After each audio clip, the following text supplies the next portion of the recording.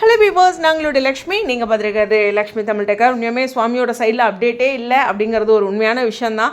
இருந்தாலும் ஏதாச்சும் ஒரு மெமரிஸ் அது மாதிரி பேசலாம், ஓகேவா? ஸோ இருந்தாலும் சொல்கிறது என்னென்னா, சுவாமியை பொறுத்தவரையிலும் அப்டேட்ஸ் இருந்துச்சுன்னா ஏதாச்சும் ஆக்டிவாக பண்ணிகிட்ருக்காருனா நமக்கு கொடுப்பாரு.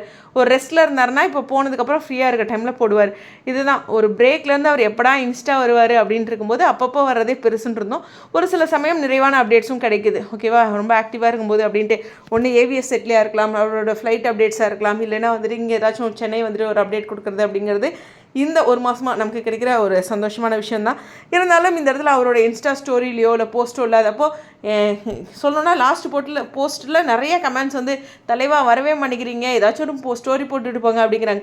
இது வந்து ஒருத்தர் கூட நம்ம கனெக்டடாக இருக்கிறது. இப்போ நம்ம ஃப்ரெண்டுக்கிட்டேயே ஒரு ஃபோனே வரல, என்ன பண்ணவே மாட்டேங்கிறா, ஃபோனே இல்லை, ஆள் அவ்வளோ பிஸியா அப்படின்னு நினைப்போம்ல. அது மாதிரி இவரும் ஒரு போஸ்ட்டே போடலையே, ரொம்ப பிஸியாக இருக்காரோ அப்படின்ட்டு.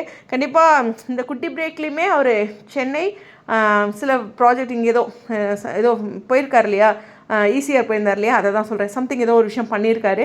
ஸோ அது வந்து ஆட் ஷூட்டோ சம்திங் ஏதோ ஒரு விஷயம் நம்ம எதிர்பார்த்துட்ருக்கோம். அது மாதிரியான அதனோட வீடியோ வந்துச்சுனாலும் சந்தோஷம் தான். அது மாதிரி நம்ம எதிர்பார்த்துட்ருக்கோம். சிமிலர் டைமில் இந்த பக்கம் அவர் ஏவிஎஸ்க்கு நாளைக்கு போய் ஆகணும். நாளைக்கு லீவுன்னு நினைக்கிறேன், கண்டிப்பாக சுதந்திர தினத்துக்கு லீவ் விடுவாங்க.